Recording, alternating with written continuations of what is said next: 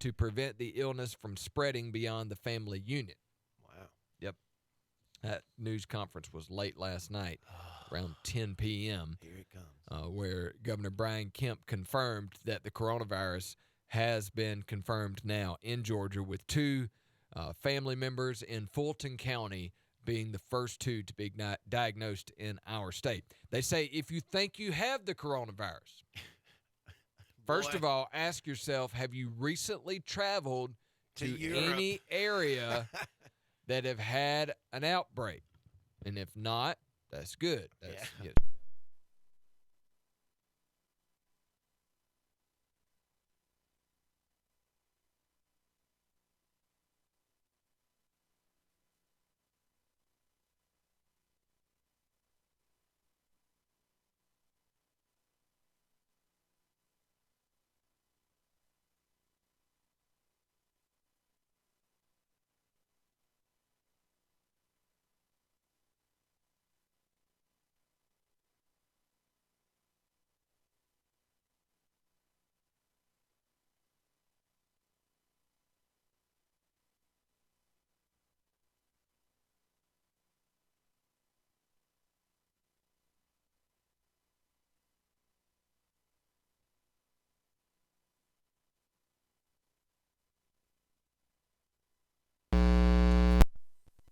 The Thomasville Police Department and the GBI began investigating a shooting that occurred on December 23rd of last year, where Brian Johnson was transported to Archbold Memorial Hospital, where he later died. Dontavius Williams was developed as a person of interest early on in the investigation, and he tried to get away from authorities who arrested him that very day on outstanding warrants. When the TPD detective and GBI agent attempted to arrest him, he began to physically obstruct. After a brief altercation with the arresting officers, he was placed in handcuffs and taken to jail.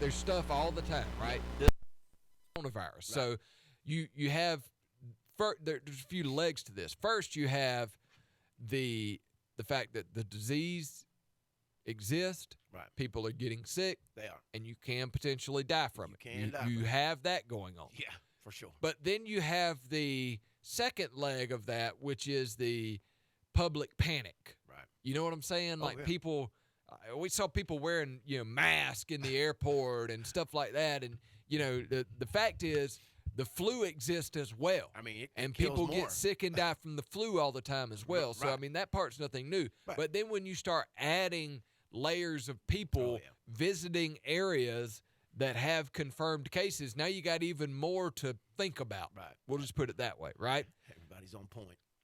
Public safety preparation for the basketball tournament will be just as intense as the Super Bowl, said Atlanta Police Chief Erica Shields. Wow. The key differences in the planning are that the deadly virus has led to 6 deaths nationally, and the length of the tournament, which is spread across 4 days, that in itself, you got a 4-day event. Right. Plus, you've got a couple of confirmed cases now of the coronavirus. Atlanta police are going to have their hands full for the foreseeable future, right? Public safety planning for the Final Four, like we said, is a similar scale to the Super Bowl, which was played in Mercedes-Benz Stadium this time last year. And the police chief there, Miss Erica Shields, said, really, the Super Bowl helped us put the mechanism in place. We knew exactly what we needed to do going into this and what planning needed to be done. So there you go. The Final Four headed to Atlanta. The police department in Atlanta expects to spend $3.1 million on public safety for the Final Four, including $2.1 million on overtime cost and $300,000 just on food alone for officers working the 12-hour shifts. Boom. Well, at least you're getting food. $3.1 million. That's just in paychecks.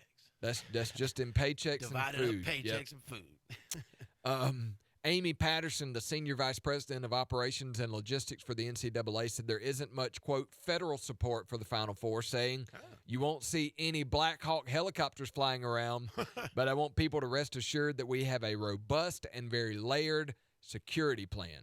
Now, raise your hand if you knew the Final Four was in Atlanta. I don't think Not me.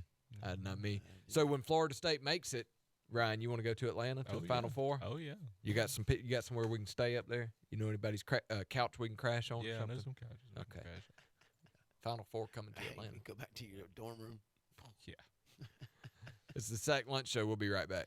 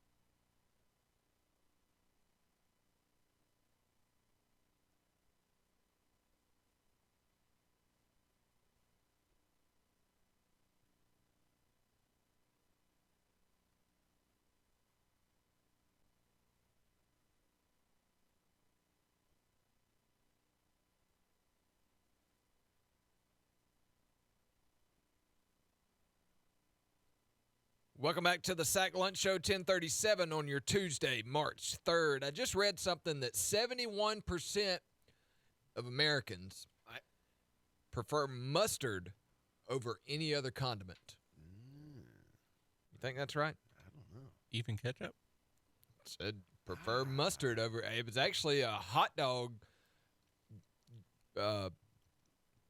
vendor that there was a hot dog vendor. Where is he? Is he New York or something? No, Texas. Really? 71% of Americans prefer mustard over all other condiments. Yeah. I don't believe it. I don't. Just on hot dogs or on everything? I just says. I mean, I can see on a hot dog maybe. 'Cause if you know you put yeah. relish and stuff, you really don't want to put ketchup. But I mean, I do on a hot dog too. I mean, I put ketchup And on a eat hot it- dog, but and not eat with it with a relish. fork. Everybody I know puts ketchup on their hot dog. Everybody I've ever seen. I mean, I do too. But I don't know many people that put mustard only just on their hot dog. now maybe on some sausage or something. Well, see, I do know some people that will put Just mustard. mustard Right. on sausage, I mean, I which I think is I do. wrong. Wrong. I mean, that's what I do. You do that? Yeah, I just I put do. mustard on something. No. Yeah. You Mustard, need syrup. jelly. Oh, well, jelly's I mean, one. Yeah, I put jelly sometimes. I mean, I'll do some jelly. I'm not gonna yeah. do. Hot sauce. Ketchup. I'll do some hot Oh, sauce. hot sauce. Yeah, for sure. Yeah, I'll do hot sauce. Yeah. Yeah. Yeah. I guess maybe if you mix the hot sauce and the mustard, now you got some hot mustard. Yeah, you got hot mustard. Yeah. That sounds pretty good. Maybe on a sausage dog, you know? The ones we had that day we were working, Mm-hmm. man, they were good. Yeah. We put Joe Kim's on them. Yeah, we did, dude. That let me tell you. And Let me tell you. if now I'm not in the barbecue sauce making business, Ooh, that was good. but I bet you there's some mustard In that, yeah. in Joe Kim's barbecue sauce. Yeah, but it don't taste like mustard. No, it's good.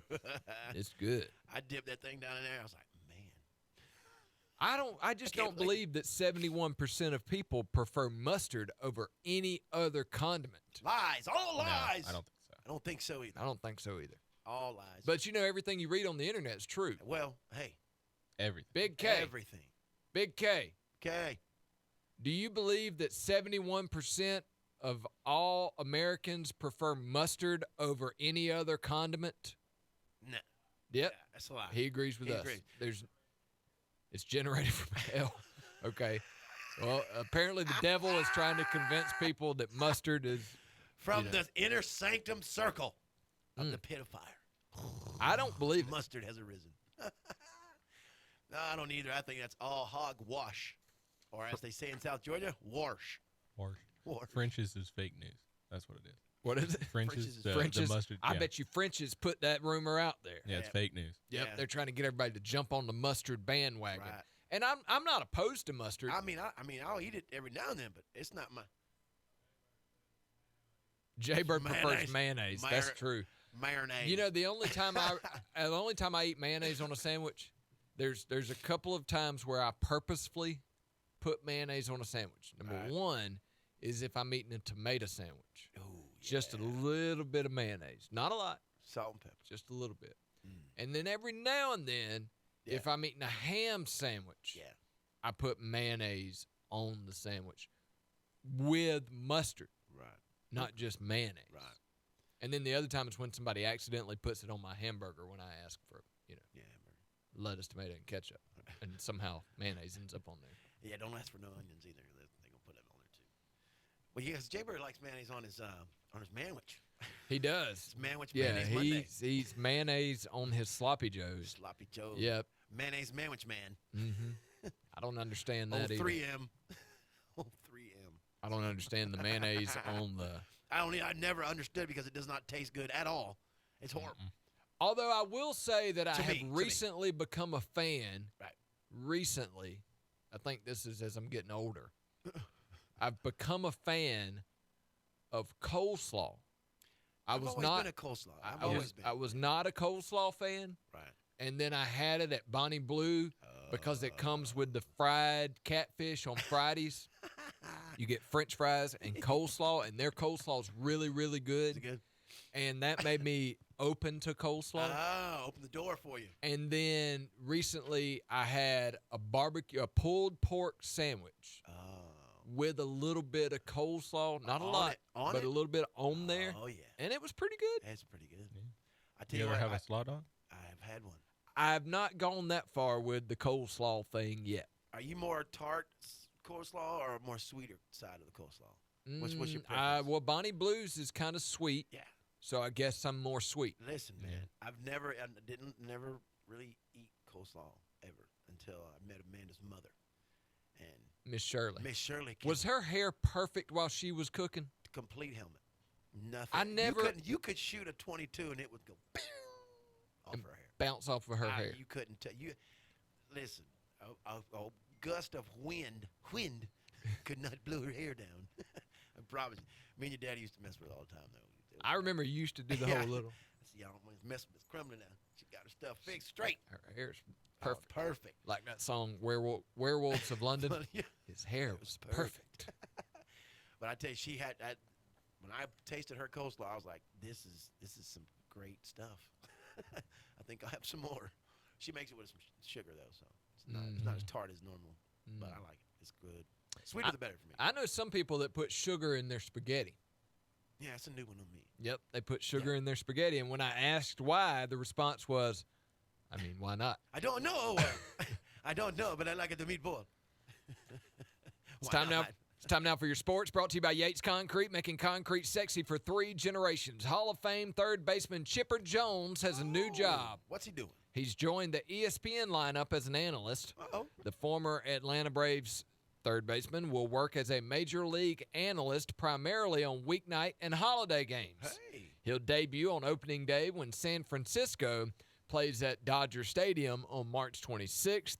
He worked twice last year as a guest analyst for ESPN, said senior coordinating producer Phil Orlins in a statement on Monday. We were instantly impressed. He is a charismatic storyteller with an authentic and fun-loving personality. The 47-year-old Chipper Jones hit .303 for his career Not bad. with 468 home runs and 1,623 RBIs in 19 years, culminating in 2012. I think he was on a couple of Braves broadcasts at some point in the last couple of years. I've heard him once. And he does pretty good. I mean, Right. the only thing I could say bad about Chipper Jones is he's a Gator fan. But he's from Gainesville, Florida, so that I explains mean, it. he's got to be. But I thought it's, however many years he was in Atlanta, 20-something years, he would have become, a Georgia fan at some point. But he's still a Gator fan. No, his roots just run deep. Keeping it in the Atlanta Braves subject, Cole Hamels, one of the Braves' big offseason signings, he's not pitching, and he's not going to pitch for a while. Why? It's been nearly 3 weeks since news emerged that Braves starter Cole Hamels wouldn't be ready to report to spring training due to some shoulder irritation, and he's still not coming back anytime soon. What? According to Brian Snitker yesterday, he said there's no timeline in place for him to get back to action. There's some evidence of progress, it seems, but the update largely confirms that the Atlanta organization is going to endure a fairly lengthy stretch without the veteran southpaw. A recent medical exam, which was held 3 weeks after the initial concern arose, revealed that Hamels' shoulder has improved, but he's not ready to resume throwing. The Braves haven't given much indication of just what it is that he's dealing with, but they will not allow him to even pick up a baseball at this point. We are 3 weeks into spring training, and one of the major signings of the offseason for the Braves, Cole Hamels, still has not even picked up a baseball. He is certain to miss the start of the season. I would think so. And not just the minimum of 15 days. Even if he is cleared to throw in a week from now and doesn't experience further issues, he'd be about a month behind the regular ramp-up schedule and wouldn't have a chance to tune up in spring training. So there you go. So, with the loss of Cole Hamels on opening day, here we go. Here's the big question. So, for at least 6 or 7 years, okay, the Braves have had one guy start on opening day every year. Okay? He's no longer with the organization. Right. Julio Teheran. He was your opening day starter for the last 6 or 7 years. It ain't going to be him He gone. because he's pitching somewhere else. Okay. It ain't going to be Cole Hamels, who was the ace that you went out and got in the offseason, or one of the aces. It ain't going to be him. No. Who's it going to be? Is it going to be Max Fried? Is it going to be Mike Soroka? Is it going to be one of the other guys that they're trying to get, to grab hold of one of the starting rotation spots? I mean, Fried's your best bet at this point, I think. I think it's probably going to be Max Fried. I think so. Yep. I mean, at this point, your drawing pond is a little shallow right now. The good news for Braves fans is that Sean Newcomb and Felix Hernandez are pitching well enough in spring training that it looks like they're going to round out the rotation for the Braves. Okay. And there are still some other young arms that are doing okay, Kyle Wright, Bryce Wilson, and Touki Toussaint. But right now, it looks like the Braves' rotation is going to be pretty doggone young. If you're looking at Max Fried, Mike Soroka, Sean Newcomb, Felix Hernandez, right? You with me? Those are all young guys. Hernandez is probably the oldest, and then it's going to be rounded out by Kyle Wright or Bryce Wilson or Touki Toussaint. Those are some young guys that you're rolling out there in defense of in the chase for your third straight National League East title. Speaking of position battles, we're still talking about who's going to play third base for the Braves this year, whether it's going to be Johan Camargo or whether it's going to be Austin Riley. That's still up in the air for me. Through 10 total games, all right, 5 games apiece, all right, here are the stats. Johan Camargo is hitting .333 with a home run and 3 RBIs in 12 at-bats. Okay. Austin Riley's hitting .308 with only 1 strikeout in 13 at-bats. Manager Brian Snitker was asked about the two, and he said, I think both of them have done really well. I love where Austin's at. Offensively, I love where he's at. Camargo, they're both going to make it tough. Hopefully it's good to have a difficult decision. We've got a long way to go, and I think they both have been really good. But here's the wrinkle.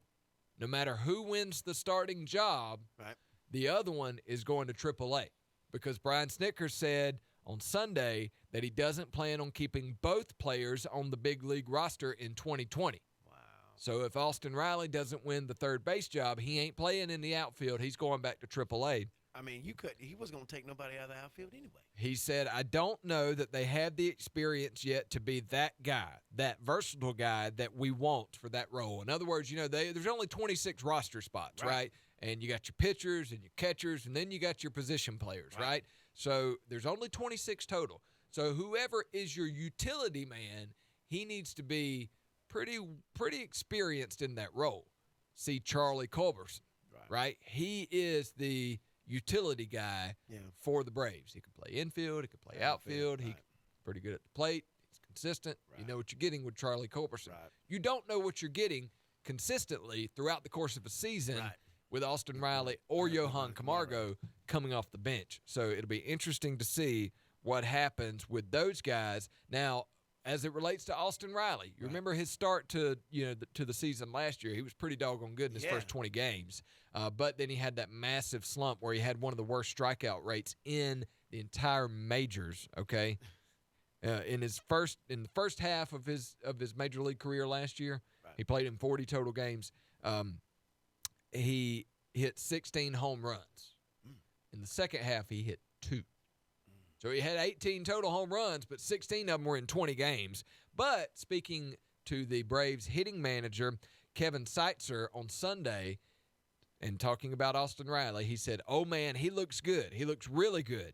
Just great at-bats, great timing, and what's impressed me the most is his strike zone recognition has just been awesome. He's been leaving the vast majority of chase sliders alone, and his timing on the fastball, he's on the heater. He's in a good place. So there you go. We'll be interested to see who wins that starting job, because whoever doesn't is going back to AAA. Going back to Cali. Coming up after the break, we've got more Braves talk and a little bit more sports news as we move into the second hour of the Sack Lunch Show. So don't go anywhere. We'll be right back.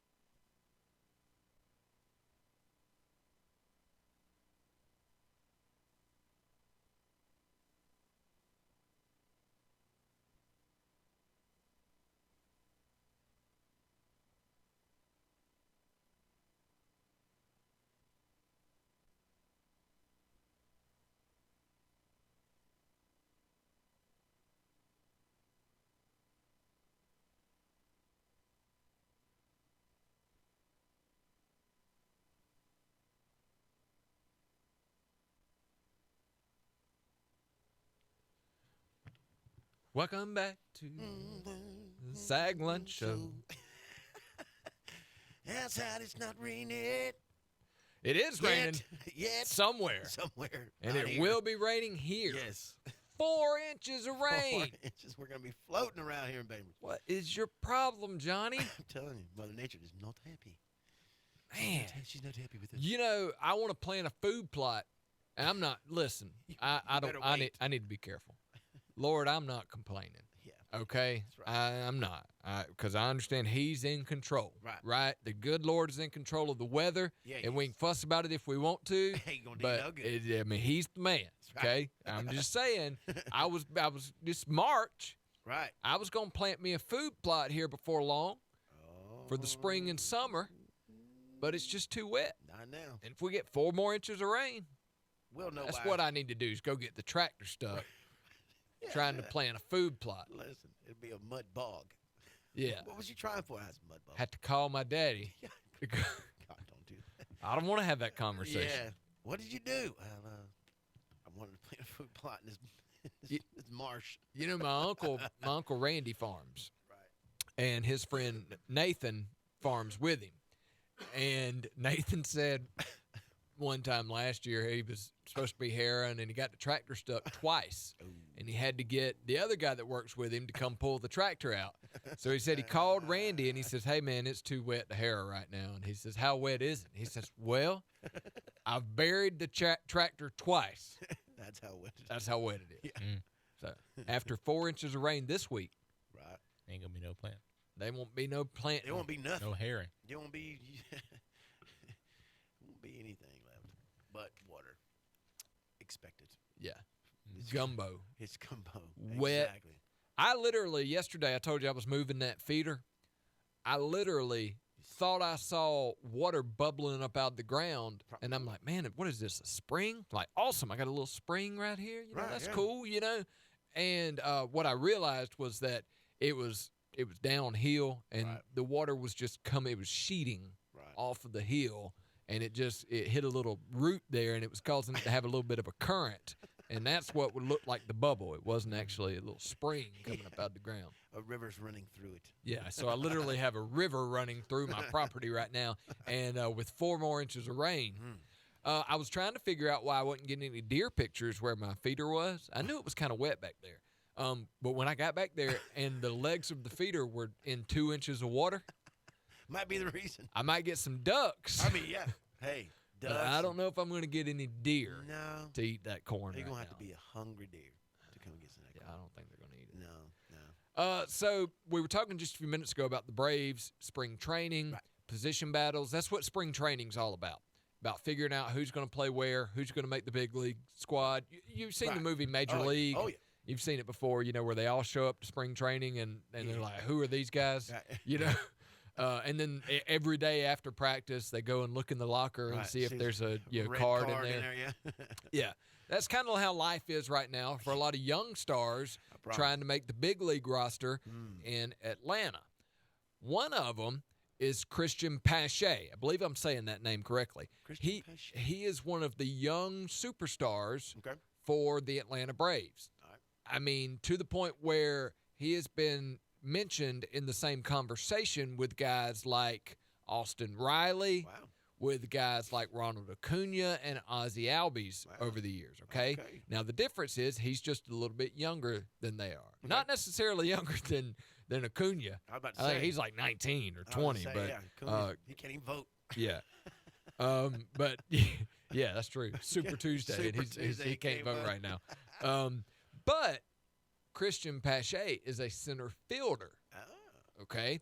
You know who plays center field for the Braves and who has for several years? Right. Ender Inciarte, former Gold Glover, but also the center fielder who's gone through a little bit of a slump the last couple of years, right? Mhm. Well, spring training has not exactly been kind to Ender Inciarte so far this year. Now understand, he's a vet. Right. This ain't his first rodeo. Oh, yeah. And you know what you're getting out of Ender Inciarte. You're getting an elite Right. defender in center field Right. and a light hitter. Right. He'll steal some bases. He will steal. He might hit 6 or 8 home runs, you know. Right. Give or But take. you know, he ain't exactly going to light up the scoreboard. No. so far through 6 games, Ender Inciarte has a 182 batting average with 1 RBI. That's horrible. Okay? But he's a Even under veteran. that. Yeah. And you say, well, you know what you're getting with him. Yeah, well, He's going to hit 240. He's Yeah. going to drive in 50 or 60 runs. right. You know what I mean? He's a veteran in the locker room, that type of thing. He's a gold glover, Yeah. right? Can't take that from him. The dude that's trying to take his job, How old is he? 21-year-old Oh, no. Christian Pache, The young buck. in 7 games in spring training, Killing is batting .313 it. Killing it. is with a home understatement. run and 4 RBIs. What? He's cranking on it. Now, this is nothing new for him. That's Last year in spring training, he hit .359 with 7 extra base hits and 10 RBIs in 24 games. Right. So he's much better at the plate, at least in spring training, right. than Ender Inciarte. He has The been. difference is Ender Inciarte is a former Gold Glover. You know what you're getting there. Right. You know what I mean? This young guy, he's still finding Yeah. himself there in the outfield. But it will be interesting to see how the rest of spring training goes. Right. If Ender Inciarte finishes spring training hitting 220 Right. and Pache's hitting 320, and one of them's got Yeah. 3 or 4 home runs in 24 games, and one of them doesn't have even close to one. I don't know, man. It's a tough decision. If one of them's got 15 or 20 RBIs through 24 games, and the other one's got 6. Yeah.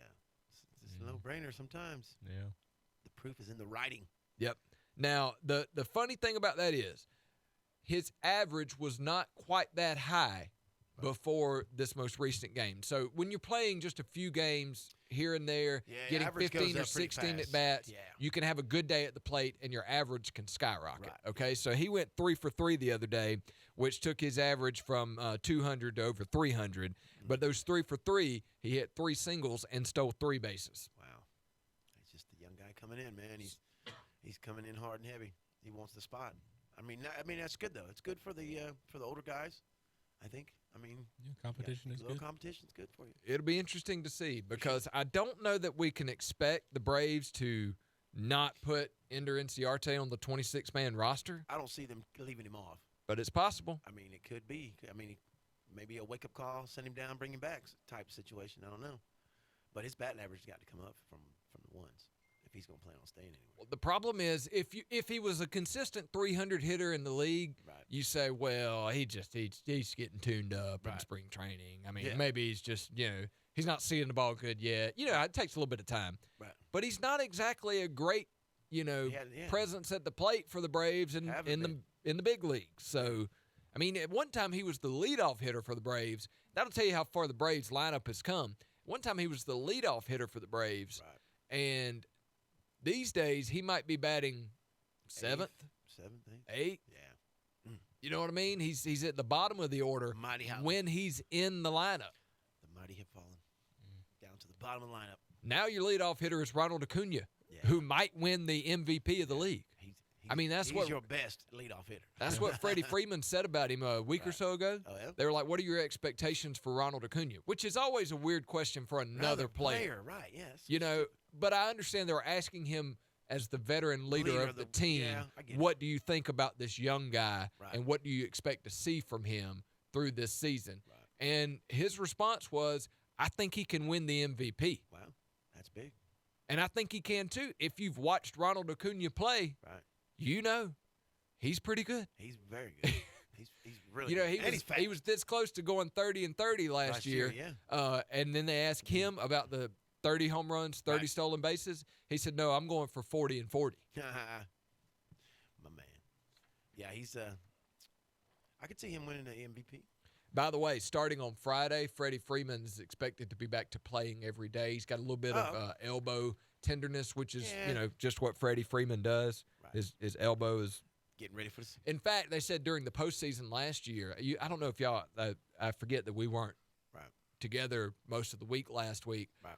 But towards the end of the week, a story came out about Freddie Freeman that said for the last 6 weeks of the season, his elbow was hurting him so bad that he was taking pain medicine and getting cortisone shots before every game to the point where he had to be careful how much pain medicine he took because his vision was blurry at the plate. That's a lot. Yeah.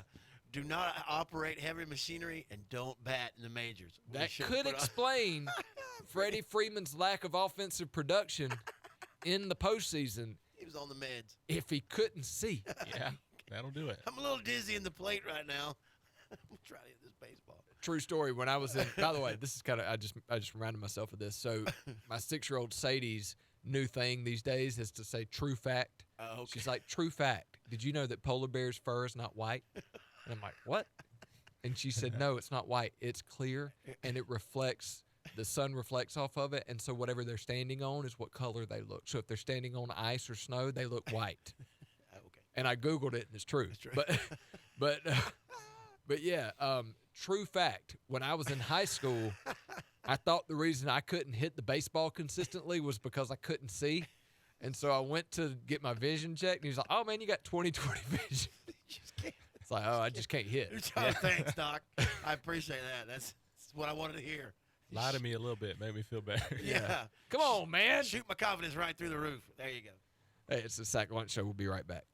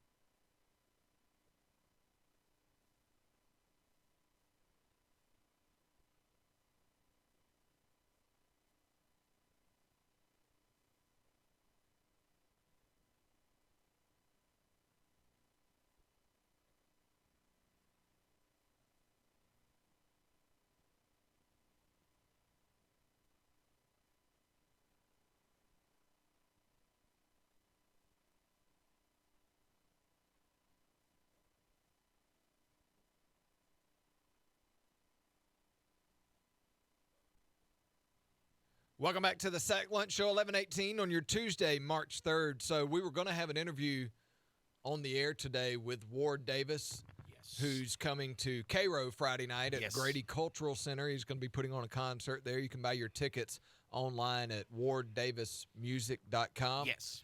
Tickets are just $20 in advance. But he's from Nashville. He is from Nashville. There's been a bad storm in Nashville overnight. Yes. And, Johnny, I guess you were talking to him yes, or I was to the talking representatives? to his agent, and they just told me that due to the tragedy in Nashville, he will not be doing any interviews or anything today. I think he's trying to, I don't know. Probably try to figure out what's going on. Yeah. He lives there. I mean, that's his home. So I don't know if he was directly affected. I didn't ask all that. I just said, yes, ma'am, no problem. Yeah, in case you missed it, Nashville was hit by a pretty devastating tornado last night. At least 9 have been confirmed dead. We'll have more information on that in just a few minutes. But, yeah, sad news there out of Nashville. And does have a little bit of a connection to us here as we were hoping to have an interview with Ward Davis today. But for good reason, I understand. we're not going to. I'm not going to bite or argue on that one. He's probably got his hands full right now. So Yep. Our thoughts and prayers with everybody in Nashville right now. This is the Zach Lunch Show, and we are presented by David White and the gang at Cook's Appliance Services, the Bonnie Blue House, who's got the world's best coleslaw on Fridays with their catfish plate. No mustard. The Bonnie Blue House, Calhoun Street in Bainbridge. Dean, Chrysler, Dodge, Jeep, and Ram. H&R Block in Bainbridge, Donaldsonville, and Blakely, where you can get up to $3,500 the day you file your taxes. ABAC at Bainbridge. Stewart Auto Parts. B3 Property Management. Bradley Watts is looking for turkey land. He'll pay cash to lease it, too. 229-854-1530.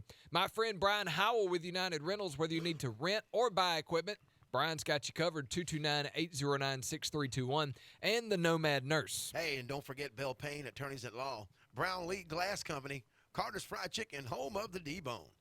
Dr. Homer Breckenridge III, Hadaway Ford, and Stone's Home Centers. We're also brought to you by Specialty Auto, Bainbridge DUI School, Dixie Dandy, Southern Harvest Equipment, Mitchell County, Chrysler, Dodge, Jeep, and Ram, CNR Parts and Auto Body, and South Georgia Motorsports, Old Cole out there on Dothan Road in West Bainbridge. If you need a lawnmower, he got it. He got it. He's got them lined up. Hey, don't forget New South Roofing, Grassy Cuts, Seminole Hydraulics, the law offices of Silvers Ambrose, Linkwist & Co., Westwood Schools, and Lane's Medical Shop. And Studio Tees right here at 600 Independent Street here in Bainbridge. StudioTees.net, 229-400-9656. If you need T-shirts printed, we got you covered at Studio Tees. Before we get to Tell Me Something Good, Johnny, I've got some advice for you. Okay? Here's some advice I'm going to give you. I want you, as Van Wilder used to say, write this down. Write this down. Always carry a potato wrapped in tinfoil to a party. All right. Why? Yes, I ask. First, it can be a conversation starter. You ever seen a lion's egg? Yeah. It can also be a conversation avoider. Right. Excuse me. Hot. It can also be a conversation ender. Yeah, a weapon. Just got this cyst removed. Feel how heavy. Oh, my God. That's what you would have heard.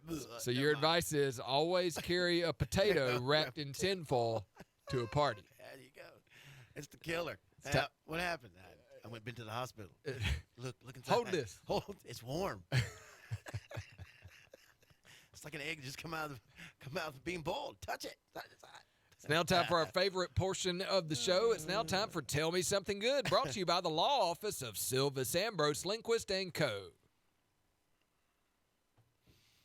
All right, there is a woman who had no kids, no husband, she's been alone her whole life, and she gave 15 charities by dividing her $14 million estate among these charities. She had no relatives. Well, she had one relative, and her name is her name is Sheila Woodcock. Had passed away in May of 2018. Well, she fulfilled a lifetime dream of being a private. I guess she worked the stock market, did little things like that, and made a ton of money, which nobody ever knew about. Well, Sheila had several close personal friendships throughout her long life, but she figured out really quick that you cannot leave her valuable stuff to her friends. she figured out like, nah, I don't like you that much. I don't like you guys that much. That's what I thought when I read I it. mean, I I was like y'all. y'all are okay, but you ain't getting my money when I I'm know we've when I'm been gone. playing shuffleboard for the last 10 years, but me and you, I really just don't met like you. I don't really like you. Yeah. That's where I started thinking about it when I was reading it. I started dying laughing. But she does have a second cousin his name is Kent, and knew that she was well off, it says, but couldn't believe the extra the amount of her wealth. So Kent was a dear friend and guardian of Sheila, or Miss Woodcock, and came to the responsibility of carrying out her savvy investor's last will and testament. So here's what she did. She gave 137 million. No, 1.37 million, 75 million to the helicopter rescue relief fund that they were dumping on the Australian fires. Okay. She gave them almost $2 million. And all throughout she gave the same thing to the Royal Flying Doctor Service, who was purchasing and picking up all the animals. She gave almost $2 million to them. Just loads and loads of money. To the PCA, she gave $200,000. I mean, she was just giving this money away, and she had all of this in her will and testament before she passed. So I was thinking, how did she know that fire was going to take place? I mean, seriously. Well, I mean, maybe she got sick. How did she know that? Yeah. You know who what I mean? knows? Yeah. She may have started the. No, I'm just kidding. Nana done started a fire out here in the wilderness. Wait a second, Johnny. This is telling me something good. No, I'm just kidding. No, but I mean, I was just saying, how would she know that to know that she? Maybe she gave instructions to use the money wisely. Right. Well, something if a tragedy happens or something. Yeah, so I'm thinking that. So I'm just thinking, how in the world did she know that fire was going to happen? Maybe no, I'm just kidding. But just a huge amount of money all throughout Australia and different places. So I thought that was pretty cool. So having the relatives, I was like, man, I wish I lived Who you going to leave your fortune to? You could carry that fortune around in one hand. I'll leave my $2 to my children. Yeah. Ryan, you're going to be a billionaire, a shrimp. Extraordinaire somewhere. Shrimp billionaire. You're going to be a shrimp boat so. captain. He's going to be a shrimp boat captain. Ryan's going to be a billionaire, and we're going to be like, man, you remember when Ryan used to work with us? Yeah. I remember Ryan when he was print shirts. Producer extraordinaire Ryan. Old PX used the to PX. work. The old PX worked with us all the time. It's time now for your Southwest Georgia area news, driven by Action GM on Highway 84 East in Bainbridge. So I got the information this morning from Clayton about the March specials. They've got 0% financing. That means it's free money. It doesn't cost you anything to borrow money. Typically, you got to pay to borrow money, right? That's how banks make money. But you don't have to. You don't have to pay to borrow this money. It's 0% interest for 72 months right now at Action GM. And there are no dealer dock fees. So where you might go somewhere else and get 0%, but then they tack on $800 for the dealer dock fee or something like that. That's just $800 in pure profit that the dealer makes. Action GM doesn't charge that. Right. There's never a dealer dock fee at Action GM, Southwest Georgia's favorite neighbor. So as you're getting your prices, check with Action GM. You can browse their inventory online at actiongm.com. The headline news story for today are the tornadoes that struck Tennessee early this morning, killing at least 9 people. According to the Associated Press, at least 9 people are dead after Tennessee struck Nashville and the middle part of the state. One twister hit downtown Nashville, collapsing about 40 buildings around the city, one of which was a concert venue that had just held an event for Bernie Sanders ahead of Super Tuesday voting. So today is the day that a lot of people are supposed to be going to the polls to vote in the Democratic primary in Tennessee. Unfortunately, because of the devastation that's just hit, who knows where that is on the list of things to do. Hopefully at the bottom. Authorities are at this point pleading with able-bodied people to stay indoors. Yeah. When I read that sentence, I thought they were going to say to come help. Right. They want them to stay indoors. Stay inside. Until they can reveal the total swath of damage where they say the landscape is littered with blown down walls and roofs, snapped power lines, and huge broken trees. Now, according to Jay Bird, he's just texted me, and I assume this is breaking news that we haven't seen yet, that the death toll's up to 19. So, unfortunately, the toll continues to grow as they are, daybreak comes. Right. Everybody. They're able to assess the damage. Right. Just please continue to pray for Tennessee and Nashville. As if you look at the stories, if you look at the pictures, Right. I'm not a big fan of Twitter. Yeah. Okay, because Twitter's kind of like one of those places where it's just a bunch of snarkiness. Yeah. Like Everybody talking about something. Yeah. Right, But it's a great place for news and information. You can get Right. news very, very fast there. I'm talking almost real time. And if you go on Twitter and you look at some of the news stories and the pictures and the videos from Nashville and other parts of Tennessee where those Wow. tornadoes struck early this morning, it is pure and total devastation. Oh, I've seen it. It's bad. It's horrible. More bad news, Johnny. Okay. Yeah, we did tell you Hey. something good. Hey. That lady donated a bunch of money to help people. Right. Now tell me we've something got back. confirmed coronavirus cases in Georgia. Yeah. 2 of them in Fulton County. Now, the 2 people are related. One of them has travel history to Italy. The other one doesn't, but they live in the same home. He coughed on her. Yeah. That's what happened. Yeah. So 2 members of the same household in Fulton County have been confirmed to have the coronavirus. Governor Brian Kemp said in a late-night news conference last night they've been instructed to self-quarantine Right. at home.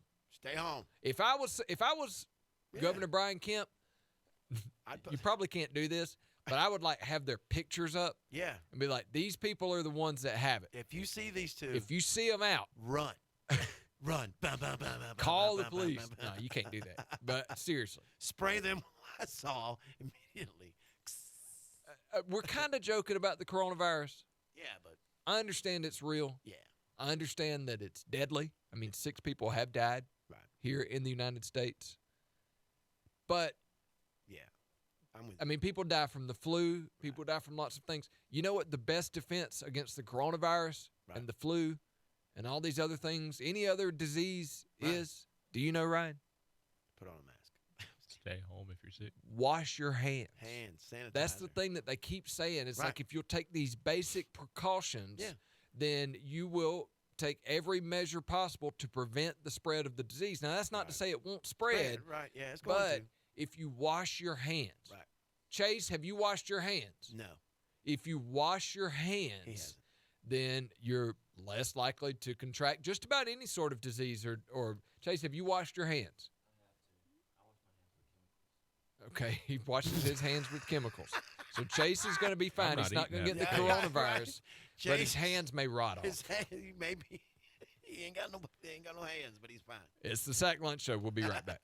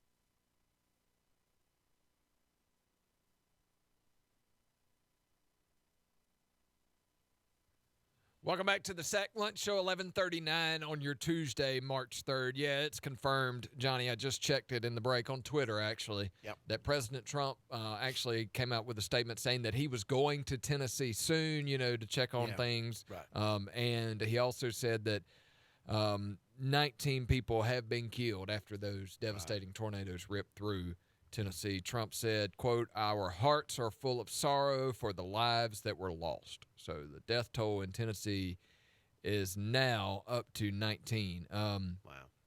Yeah, I'm watching a video right now. It was posted 9 hours ago, and it is a video of the tornado ripping through downtown Nashville, just north of the state capitol building. Wow. So sad news there from Nashville overnight. Can't mess around with Mother Nature, man. Yeah. Especially when it sneaks up on you. It's a bad deal. So, obviously, Kobe Bryant's death was tragic. It was sudden. It was devastating. It was also a very violent way to go, in a helicopter crash. Right. And 8 deputies with the Los Angeles County Sheriff's Department allegedly took and shared graphic photos of the accident scene. Wow. According to this story from ESPN, Los Angeles County Sheriff Alex Villanueva said 8 deputies allegedly took or shared graphic photos of the Kobe Bryant helicopter crash scene, but he ordered them deleted. He said, "That was my number one priority, was to make sure those photos no longer exist. We identified the deputies involved. They came to the station on their own, and they admitted they had taken them and they had deleted them, and we're content that those involved did that." The sheriff learned the week of the crash that killed Kobe Bryant and 7 others that as many as 8 deputies may have been involved. He said, "We communicated in no uncertain terms that the behavior is inexcusable." Is anybody surprised? Surprised that people find the need to whip out a phone and take a picture of a helicopter crash scene? That did not surprise me one bit. That's a shame. It's a shame. Oh, yeah, it's a definite shame. It's a shame that somebody would first of all think that this is something they'd want a picture of. I mean, why are they worried about pictures at that point? I can tell you why they were worried about pictures at that point. It was for a couple of reasons. Yeah, oh yeah. It was either A, it's a money thing, to share with friends or whoever else they thought would want to see it. Right. And B, it's a money thing. Oh, it's a money thing. I guarantee you that there are organizations out there that would pay for those pictures. Ooh. Now, Vanessa Bryant, she's sued. Kobe's widow, went to the sheriff's department the day after the crash. Right. And asked that it was declared a no-fly zone, so nobody could fly over it.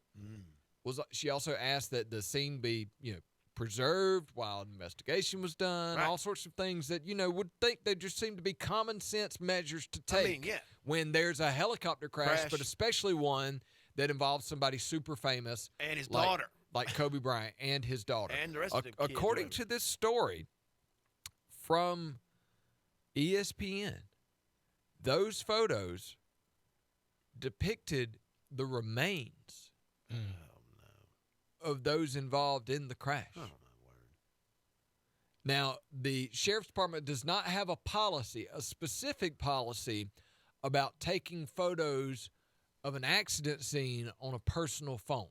There are measures in place to prevent people from taking photos of a crime scene, but not an accident scene.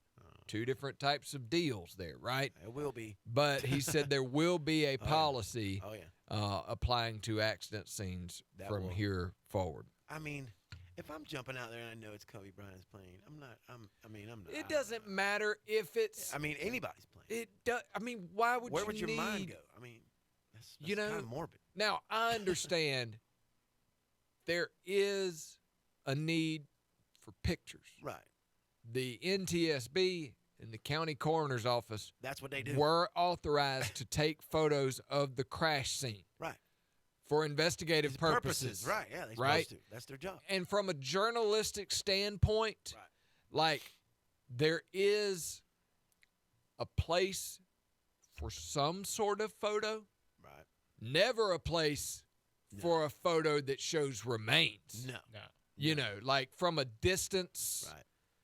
Where there's not a lot of detail. Right. Maybe some sort of picture like that. Right. From a journalistic standpoint. Yeah. But even that, is starting to get on the borderline. Yeah. When you consider that there are people, the remains are still there. You know what I mean? Like at some point, you could take a picture of the scene, from afar, Right. after business has been taken care of with the people who passed away. Right. Like once their bodies have been taken out, and there's wreckage or something, like maybe then there's a need for a journalistic type photo. Right. Normally, you can't get past that barrier. If you're just a journalist or whatever, you can't. And that's why I said from a distance. From a distance, you take the picture from way over there. I mean, they normally block you off a good ways, but and it's of first responders and tape. That's it. That's all it's in there. And then now you got your first responders whipping out their phones. Vanessa Bryant was, quote, absolutely devastated. I imagine. By the reports of unauthorized crash scene photos being shared. I imagine. Her lawyer said last week. I would have been highly upset too. Very upset. Devastated would have been the nicest descriptor. Yeah, for me, for sure. It's going to be some devastation, all right. I'm going to need to see your phone. Bash it into pieces. Yeah, it's just a mentality now that this is a thing. Like, this is it. This is what unfortunately, we do. It's not just now. I mean, it used to be that you just, when you saw a crash on the interstate, you just, rubbernecked. Oh, yeah, to try to get a look. Oh, everybody. Yeah. But you didn't whip out your phone. Right. No. These days, people think it's appropriate to take out their phone and take a picture or a video. As they're riding by. Yeah. I've done it. I have done it. But it was just one time with a pepper truck caught on fire. Had a bunch of bell peppers on it. That's the reason why I took a video. I was like, oh, we got fire. Though, I mean, in that case, if nobody was hurt, whatever. But what are you going to do? What are you going to do with the video? No. You going to share it with somebody? Yeah, no. Like, look at this crash. Yeah, look at this truck on fire. Yeah. No, yeah, I would have been upset too. Actually, more hurt than upset. Shifting gears to Major League Baseball. Hall of Fame third baseman Chipper Jones has joined the ESPN lineup. The former Atlanta Braves star will work as a Major League analyst primarily on weeknight and holiday games. It sounds like he doesn't want to work weekends. Yeah, he's part-time. He'll debut on opening day when San Francisco plays at Dodger Stadium on March 26th. Nice. Chipper Jones is going to be good at this. He's going to be. I don't know if he's going to be Tony Romo good. Nah, he won't get them Tony Romo dollars. We talked about Tony Romo yesterday, the color analyst is now making $17 million a year working for CBS, which is more than he made just about every year he played football. Chipper Jones worked twice last year as a guest analyst for ESPN. Here's the thing. Let me tell you what Chipper Jones enjoys as much as he enjoys baseball. What's that? Hunting. Oh, gosh, yeah. Chipper Jones is a hunter. Yeah. In fact, before, I think it was the 95 World Series, or maybe it was like the NLDS or something like that, he drove to Macon from Atlanta one afternoon and went deer hunting the night before a World Series game. Wow. That's what you call keeping it on a kilo level. Just I gotta get out in the woods. And then had to drive back in Atlanta traffic to get to the stadium in time. Beep, move! For I think it was a World Series game. I think I have that right. right. You had an escort coming into Atlanta? Probably did. I don't know. So. I would think so. I think if he was running late, he could have called somebody. He could. Yeah, somebody got him there. I promise you. Speaking of Chipper Jones and Atlanta traffic, the snowstorm that hit Atlanta. What was that? 2013 or so. You remember that when Atlanta would just shut down because they got like 2 inches of snow or something like that. There was one a couple years, like 17. Yeah, when I was at Tech. Okay, maybe that's the one I'm thinking of. But whichever one it was, Freddie Freeman gets stuck on the interstate. Ooh. Like everybody else in Atlanta did. He's stuck on the interstate. His car won't move. Traffic ain't going nowhere. He's stuck on the interstate just like me and you would be, except he's Freddie Freeman. Right. Right? Yeah. In Atlanta. Yeah. You know what he does? No. He calls Chipper Jones, who lives nearby, and comes and picks him up on a four-wheeler and takes him back to his house. That's a true story. And the way I know it's true is, first of all, I remember watching it play out, on social media at that time. But then the Braves had a bobblehead of Freddie on the back of the and four-wheeler, Chipper I remember. on a four-wheeler. I remember that. So it had to be true. It had to be true. Hey, Chipper, what you doing, man? Isn't that cool, though? I'm at mile marker 49, man. Come pick me up. It's cold. Of all people to come get him, it wasn't like he Hey. called his brother-in-law Yeah, to he come called- get him on the four-wheeler. Yeah. He called Chipper Jones. Oh, yeah, his other buddy. Yeah. Hey, Chip, what's going on there, Chip, sir? I need a ride. It's like I was listening to an interview one time with Willie Robertson, from Duck Dynasty. Yeah. And he's also from Duck Commander, Oh, and then yeah. also the TV Yeah. show Buck Commander and all Oh, that. Yeah. Oh, yeah. And so they asked him, talking about fantasy football. And apparently Willie is in this league, Is he? and his mom, Miss Kay, What? is also in the fantasy football league. And he was like, "Oh yeah, and Jason's in there too." And they were like, "Jason who?" He said, "Jason Aldean." Oh, Yeah, he's like, "That's his- that's the company he Right, keeps." yeah. He's in the Jay. fantasy football league Big J's in there. with Jason Aldean. Yeah. Well, Big J, he's playing too. Big J, I'm not sure. Jason. Jason. My bad. Jason Aldean. Oh, I'm sorry. Hey, it's the Sack Lunch Show. We'll be right back.